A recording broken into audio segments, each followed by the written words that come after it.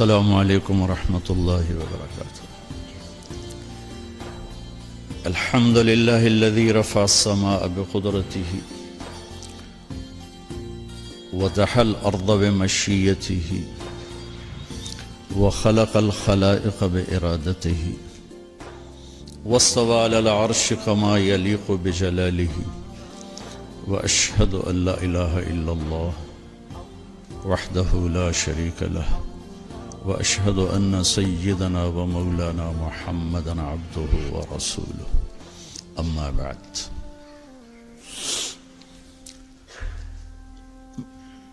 جناب محترم chief justice صاحب، میں نے ترتیب بدلی ہے۔ وزیر اعظم صاحب آپ کو دوسرے نمبر پہ لیا ہے کہ آپ کو اللہ پہلے نمبر پہ رکھتا ہے، میں نے بھی پہلے نمبر پہ رکھا ہے۔ اور جناب وزیر صاحب، انسان کی تخلیق دنیا کا سب سے عظیم پروجیکٹ ہے، سب سے عظیم۔ جب اللہ اس کائنات کا پروجیکٹ پیش کرتا ہے تو یوں کہتا ہے، ان ربکم اللہ الذی خلق السماوات والارض فی 6 ایام ثم استوى علی العرش یغشی اللیل النہار یطلبہ حثیثا والشمس والقمر والنجوم مسخرات بامرہ۔ یہ چند الفاظ میں اللہ نے پورے کائناتی پروجیکٹ کو یوں ہمارے سامنے رکھ دیا ہے، پورا نقشہ بنا کے کہ زمین سے لے کر آسمان تک جو کچھ ہے تیرے اللہ نے کیسے بنایا۔ یہ اس آیات کا خلاصہ ہے۔ پھر آخر میں اپنی حکم مجید الا لہ الخلق والامر، خالق بھی اللہ ہے اور مالک بھی اللہ ہے۔ پھر آگے اپنا تعارف کراتا فتبارک اللہ رب العالمین، کہ برکت والا ہے کائنات کا مالک اور رب۔ اور جب اللہ صرف ایک انسانی پروجیکٹ کو بیان کرتا ہے تو اپنا تعارف اور طرح سے کراتا ہے، وہ پیش کرتا ہے۔ صرف ایک انسان کی پیدائش، یہاں آسمان سے زمین، سورج، چاند، ستارے، سیارے کا میں رب العالمین ہوں۔ لیکن جب آپ صرف انسان کہے گا وَلَقَدْ خَلَقْنَا الْإِنسَانَ مِنْ سُلَالَةٍ مِنْ طِينٍ، مٹی سے نکالا، ثُمَّ جَعَلْنَاهُ نُطْفَةً فِي قَرَارٍ مَكِينٍ، پھر ماں کے پیٹ میں ٹھہرایا پانی بنا کے، ثُمَّ خَلَقْنَا النُّطْفَةَ عَلَقَةً، پھر اسے ایک جونک بنایا، فَخَلَقْنَا الْعَلَقَةَ مُضْغَةً، پھر اسے ایک لوتھڑا بنایا، فَخَلَقْنَا الْمُضْغَةَ عِظَامًا، پھر اس میں ہڈیوں کو پرویا، فَكَسَوْنَا الْعِظَامَ لَحْمًا، پھر اس پر گوشت کو چڑھایا، ثُمَّ أَنشَأْنَاهُ خَلْقًا آخر، پھر یہ شکل عطا فرمائی۔ کہاں؟ فی ظلمات ثلاث، 3 اندھیروں میں، یصورکم فی بطون امہاتکم خلقا من بعد خلق فی ظلمات ثلاث، 3 اندھیروں میں تمہارا رب تمہیں بناتا ہے۔ اب اپنا تعارف کراتا ہے فتبارک اللہ احسن الخالق، کیا کہنے تیرے رب کے جو سب سے خوبصورت بنانے والا ہے۔ یہ تو قرآن ہو گیا، اب تھوڑا سا حدیث سے بتانا چاہوں گا کہ انسان کتنا عظیم پروجیکٹ ہے اور اس کے ساتھ کتنی عجیب اس بیچارے کو صورتحال سے گزرنا پڑ رہا ہے۔ یا ابن آدم جعلت لک قرارا فی بطن امک، میرے بندے ماں کے پیٹ میں ٹھکانہ میں نے دیا۔ وحولت وجهك الى ظهرها لئلا تضرك رائحة الطعام، اور تیرے سسٹم اور تیری ماں کے پیٹ کے سسٹم کو جدا کر دیا تاکہ ماں کے پیٹ میں جو غلاظت جمع ہوتی ہے اس کی بدبو تجھے پریشان نہ کرے۔ وعلمتك الجلوس في بطن امك فهل يقدر على ذلك احد غيري، اور تجھے ماں کے پیٹ میں نے بیٹھنا، کھیلنا، چلنا، حرکت کرنا سکھایا، کیا تیرے رب کے سوا کوئی اور بھی یہ کر سکتا ہے؟ فلما ان تمت مدت اشہرک، جب تیرا دنیا میں آنے کا وقت آیا، اوحیت الی الملک الموکل بالارحام، ایک فرشتے کو بھیجا، فاخرجک علی ریشۃ من جناحہ، اس فرشتے نے پر پھیلائے اور اللہ تجھے ماں کے پیٹ سے لایا، خلقہ فقدرہ ثم السبیل یسرہ، کہ پھر تیرے رب نے تیرے آنے کا راستہ آسان کیا، اور جب تو آیا تو فرشتے کے پر پہ آیا، جب تو آیا تو لا لک سن تقطع، تیرے منہ میں دانت نہیں کاٹ سکے، ولا لک ید تبتش، تیرے ہاتھ میں طاقت نہیں تو پکڑ سکے، وَلَا لَكَ رِجْلٌ تَمْشِي، تیرے پاؤں میں جان نہیں تو چل سکے. جب تو ایسا تھا کہ بول نہیں سکتا، پکڑ نہیں سکتا، چکھ نہیں سکتا، کاٹ نہیں سکتا. أَدَرْتُ لَكَ عِرْقَيْنِ رَقِيقَيْنِ يُنْبِعَانِ لَكَ لَبْنًا خَالِصًا دَافِعًا فِي الشِّتَاءِ وَبَارِدًا فِي الصَّيْفِ فَهَلْ يَقْدِرُ عَلَى ذَلِكَ أَحَدٌ غَيْرِي. پھر جب تو ایسا بے بس تھا تو میں نے تیری ماں کی چھاتی سے دودھ کے چشمے نکالے جو تمہیں خالص دودھ پلاتے رہے. حولین کاملین، 2 سال تیرے لیے دودھ کے چشمے اللہ چلاتا رہا. کیا کوئی اور بھی ایسا کر سکتا ہے؟ فلما ترعرعت، اب آگے ایک چھوٹا سا گلہ سن لیں اللہ تعالیٰ کا. فلما ترعرعت، جب تو ایسے ایسے چلنے لگا. واشتد عضدک، اور تیرے بازو مضبوط ہو گئے. واشتد ازرک، تیری چھاتی بھی پھیل گئی. تو میرے سامنے جھکنے کی بجائے بارستنی بالمعاصی یا عبد سو، تو میرے ہی خلاف کھڑا ہو گیا اور مجھے ہی للکارنے لگا. ہکذا جزاء من احسن الیک، جو اچھا کرے اس کے ساتھ یہ کیا جاتا ہے.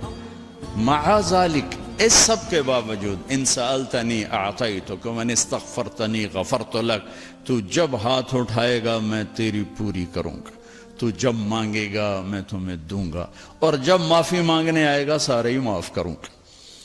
اور تو ساری دھرتی آسمان زمین کو بھر دے گناہوں سے. لو بلغت ذنوبک عنان السماء، اتنے گناہ کر کے آسمان کی چھت کو لگا دے.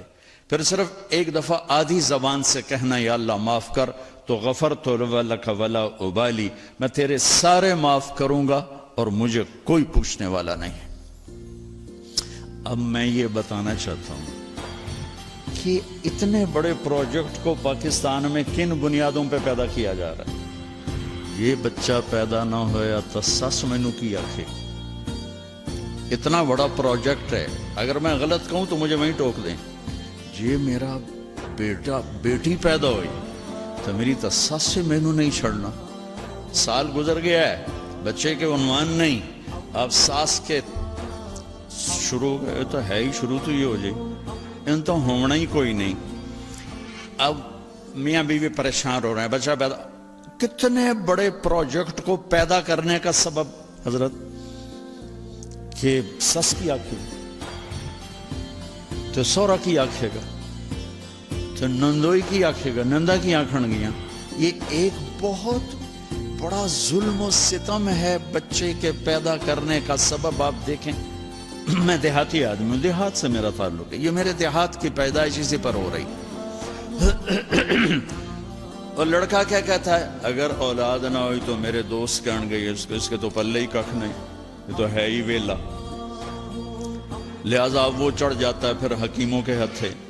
شبابہ گولیاں، لگتا ہے پورا پاکستانی بیمار ہے. سورے پاکستان کی دیواروں پہ لکھا ہوا ہے شبابہ گولیاں. تو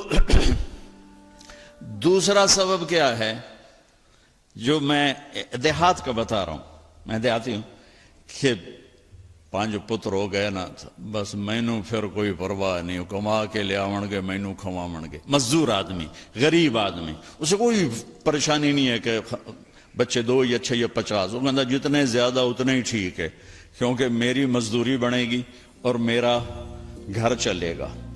تو وہ کہتا ہے جتنے آ جاون اتنے مزدور، 5 بچے 5 مزدور، 10 بچے 10 مزدور. ابھی چند دن پہلے ایک ہمارے گاؤں کے 10 بچے ہو گئے آدمی کے. میں نے کہا اپنی بیوی دا آپریشن کرا، اگر جو آدھی میں نہیں کریں دی تو اپنا کرا. تو اس میں حقائق پہ بول رہا ہوں کہ انسان کتنا قیمتی ہے. میں نے آپ کو قرآن سے بتایا، میں نے آپ کو حدیث پاک سے بتایا، لیکن پاکستان میں اس پروجیکٹ کو بنانے پر کتنا بڑا ستم ہے. سبب کیا ہے؟ ساس کی آنکھیں گی، سورا کی آنکھیں گا، میرے دوست منو کی آنکھن گے تو پلے کچھ نہیں ہے. اور غریب کیا کہتا ہے 10 کٹھے ہو جاؤں گے، دیہڑیاں کر کے لے آؤں گے میری روٹی. مالدار طبقہ کیا کہتا ہے میری جائیداد کا وارث پیدا ہو جائے. میری جائیداد کہاں جائے گی؟ میں نے اتنے بنائے، میرے اتنے پروجیکٹ، میری اتنے ملے، ان کا وارث کون ہوگا؟ اگر کوئی بچہ نہ ہوا تو پھر وراثت کوئی اور لے جائے گا، وراثت دوسرے لے جائے گی. تو ان ساری چیزوں کے پیچھے جو سبب ہے جناب عزت معاف، وہ جہالت ہے. آپ کانفرنس کر رہے ہیں اسلام آباد، مسئلہ درپیش ہے پنجاب، سندھ، KPK اور بلوچستان کے دیہاتوں کا، کہ وہ لوگ ان تک علم پہنچا ہی نہیں. اور میرے رب نے اپنے حبیب کو کہا الم نشرح لک صدرک وعلمک ما لم تکن تعلم. میرے محبوب میں نے آپ کو کتنا بڑا علم دیا کہ آپ کا سینہ کھول دیا, اور میں نے آپ کو وہ بتایا جو آپ جانتے نہیں تھے. میں نے آپ کو اتنا دیا اتنا کسی کو نہیں دیا. الم نشرح لک صدرک. پھر اللہ اپنے نبی سے کہہ رہا ہے وقل رب زدنی علما. میرے محبوب آپ مانگیے میں آپ کو علم دوں, زیادہ علم دوں, فوج دوں, لشکر دوں, یہ نہیں کہا کہ مجھ سے مانگیے میں آپ کو زیادہ علم دوں. پہلی وحی میرے رب کی میرے نبی پر اتری اور سمت کو پیغام دے گے اقرا بسم ربک الذی خلق خلق الانسان من علق اقرا وربک الاکرم الذی علم بالقلم علم الانسان ما لم يعلم. اور اس سے پیچھے حدیث کو کٹیں تو 5 دفعہ اقرا آیا ہے. اقرا جبریل ایسے شیٹ لے کر پڑھیے یا رسول اللہ اقرا ما انا بقارئ, مجھے پڑھنا نہیں آتا. فضمنی حتی بلغ من الجہد, کہ مجھے زور سے دبایا اتنا کہ میری پسلیاں درد کرنے لگی. اقرا 2 دفعہ. ما انا بقارئ, مجھے آتا نہیں. فضمنی حتی بلغ من الجہد, پھر زور سے بھینچا یہاں تک کہ مجھے پسلیاں درد کرنے لگی. یا رسول اللہ اقرا. پہلی دفعہ بھی ہو سکتا تھا. 3 دفعہ اقرا جبریل کی زبان سے, 2 دفعہ اقرا میرے رب کی زبان سے. میرے دیس کا مسئلہ پلاننگ سے پہلے علم ہے, علم ہے, علم ہے, علم ہے.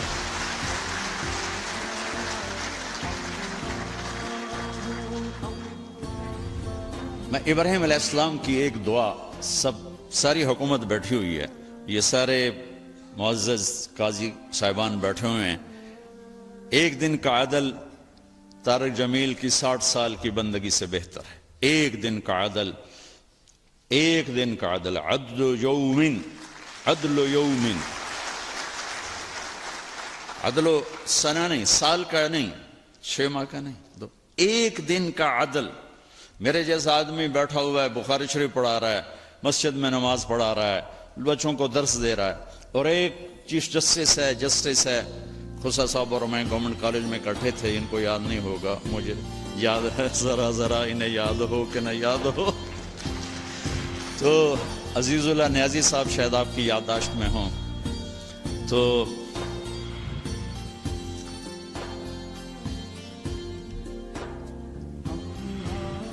ابراہیم علیہ السلام کی ایک دعا بتانا اجازت چاہوں گا.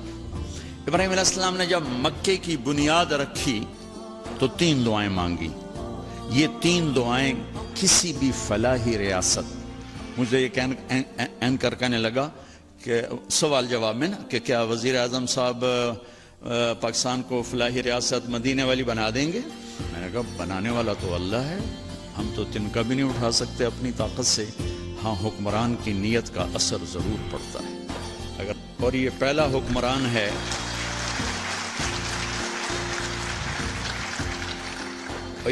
حکمران ہے جس نے مدینے کی فلاحی ریاست کا تصور پیش کیا, تو میں ان کو سلام پیش کرتا ہوں. تو اب کرے گا تو اللہ, چونکہ مولانا روم نے ایک حکایت لکھی ہے کہ بادشاہ شکار کو نکلا, راستہ بھٹکا تو باغ میں پہنچا, پیاس لگی تھی تو مالی سے کہا انار کا باغ تھا بھائی جوس پلا دے. اس نے ایسے نچوڑا ایک انار تو پورا گلاس بھر گیا. تو بادشاہ کے دل میں آیا کہ اس پر تو ٹیکس لگنا چاہیے, یہ ٹیکس فری کیوں ہے؟ تو اس نے کہا ایک اور پلا. اس نے دوسرا نچوڑا تو گلاس آدھا ہوا. تو بادشاہ نے کہا پہلے بھر گیا اب آدھا. کہنے لگا جی لگتا ہے بادشاہ دی نیت خراب ہو گئی ہے. تو بادشاہ نے دل میں کہا یا اللہ میری توبہ, میں نہیں ٹیکس لگا تھا. کہا بھائی ایک اور پلا. اس نے پلایا تو پھر پورا بھر گیا. تو اس نے کہا اب کیوں پورا بھر گیا؟ کہا جی لگتا ہے نیت ٹھیک ہو گئی ہوگی. تو بادشاہوں کی یعنی اہل حکومت کی نیت کا اثر ہوتا. یہ پہلا شخص ہے جس نے کہا میں اسے فلاحی مدینہ کی فلاحی ریاست بناؤں گا. اللہ انشاءاللہ بنائے گا.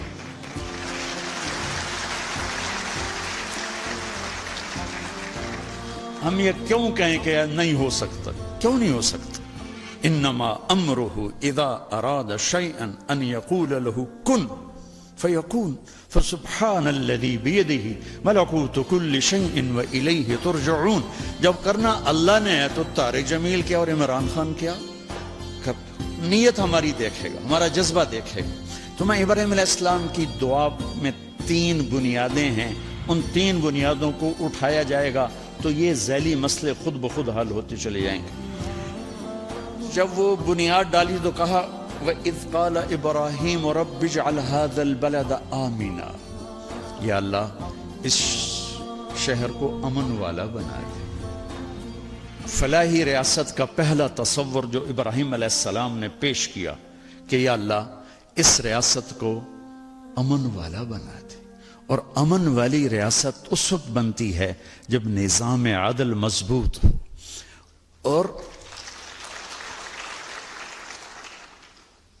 اور پولیس مضبوط ہو. پولیس پر سیاسی لوگوں کا جب تک تسلط رہے گا نظام لوگوں کو انصاف نہیں مل سکتا. اور قانون آپ کے جج حضرات سے سنا ہے کہ ہمارا قانون بہت کمزور ہے، بہت کم سالوں گزر جاتے ہیں ایک کیس کا فیصلہ ہوتے ہوئے. اس میں کیا کرنا چاہیے؟ یہ سارے فاضل جب صاحبان، یہ بہت بڑی ہمارے پاس اللہ کی نعمت ہیں، ان کے ذمہ جو کام نہیں وہ بھی کرتے رہتے ہیں. سبحان اللہ. سلام ہے آپ. تو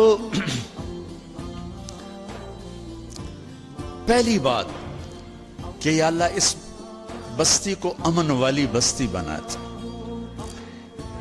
دوسری بات وَارْزُقْهُم مِّنَ الثَّمَرَاتِ لَعَلَّهُمْ يَشْكُرُونَ، یا اللہ اس ملک والوں کو، اس دیس والوں کو پھل کھلا، روٹی نہیں آکھیا، پھل کا وہ کہتے ہیں جب معیشت مضبوط ہوتی ہے، اکانومی جب مضبوط ہوتی ہے. تو دوسری چیز فلاحی ریاست کی وہ معیشت ہے. اور معیشت اس وقت مضبوط ہوتی ہے جب انفرادی سطح پر تاجر سچ بولے، جھوٹ نہ بولے، سٹا نہ کھیلے، جوا نہ کھیلے، ذخیرہ اندوزی نہ کرے، دو نمبری نہ کرے، وعدہ خلافی نہ کرے. ایک نبی کی حدیث سنا دیتا ہوں اس کے ساتھ. میرے نبی نے فرمایا 4 باتیں مجھ سے لے لو اور آنکھیں بند کر کے سو. صرف 4 کہ 4 باتیں مجھ سے لے لو، دنیا بھی تمہاری ہے، آخرت بھی تمہاری ہے. 4 اذا كانت فيك ما ضرك ما فاتك من الدنيا حفظ امانة صدق حدیث حسن خلیقت عفت فی طعمت. میرے نبی نے فرمایا 4 باتیں سیکھ لو، چاہے اس ایوان میں ہو اور چاہے وہ تھر پارکر میں ہو اور چاہے چولستان میں ہو اور چاہے مدینہ میں ہو چاہے نیو یارک میں ہو. 4 باتیں مجھ سے لے لو. حفظ و امانت، کبھی کسی کو دھوکہ نہ دینا، سبحان اللہ، دیانتداری. صدق و حدیث، ہمیشہ سچ بولنا، جھوٹ نہ بولنا. حسن و خلیقت، اخلاق اچھے رکھنا، بد اخلاق نہ ہونا. عفت فی طعمت، رزق حلال کمانا، حرام نہ کمانا. تو معیشت مضبوط ہوتی ہے انفرادی سطح پر تاجر سچ بولے، صحیح تولے، ملاوٹ نہ کرے، کھوٹ نہ ہو، ذخیرہ اندوزی نہ ہو. اور حکومتی سطح پر ہے کہ سود کو نکالا جائے اور ہر وہ شک جس سے مال چند ہاتھوں میں آ جاتا ہے اس کی حوصلہ شکنی کی جائے تو معیشت مضبوط ہوتی. تیسری فرمائی ربنا وابعث فیہم رسولا منہم یتلو علیہم آیاتک ویعلمہم الکتاب والحکمت ویزکیہم انک انت العزیز الحکیم. اللہ ان میں کوئی بھیج ایسا اپنا بندہ جو انہیں علم سے آشنا کرے، جو انہیں علم سے آشنا کرے، جو انہیں علم سے آشنا کرے، جو ان کو ان کا تزکیہ کرے، جو انہیں علم سکھائے، انہیں کتاب کا علم دے، انہیں حکمت کا علم، کائناتی علم بھی دے، دنیاوی علم بھی دے، دینی علم بھی دے، اخلاقی علم بھی دے، اور ان کے اخلاق کو خوبصورت بنائے. تو یہ 3 بنیادیں ہیں جناب چیف جسٹس کہ امن ہو، معیشت مضبوط ہو اور علم ہو. اور ان دونوں کی ماں علم ہے. علم ان سب پہ سر فہرست ہے کہ علم انفرادی سطح پر چور کو چوری سے روکے گا. وہ یہ کہے گا اللہ دیکھ رہا ہے. حضرت عمر رضی اللہ عنہ کا دور ہے اور ایک اب رات کو گشت کر رہے ہیں تو ایک ماں بچی سے کہہ رہی دودھ میں پانی ملا دے. تو وہ کہتی ہے امیر المومنین عمر نے روکا ہے وہ کہتی ہے عمر کون سا دیکھ رہا ہے؟ کہ وہ تو نہیں دیکھ رہا، عمر کا رب تو دیکھ رہا ہے۔ السلام علیکم۔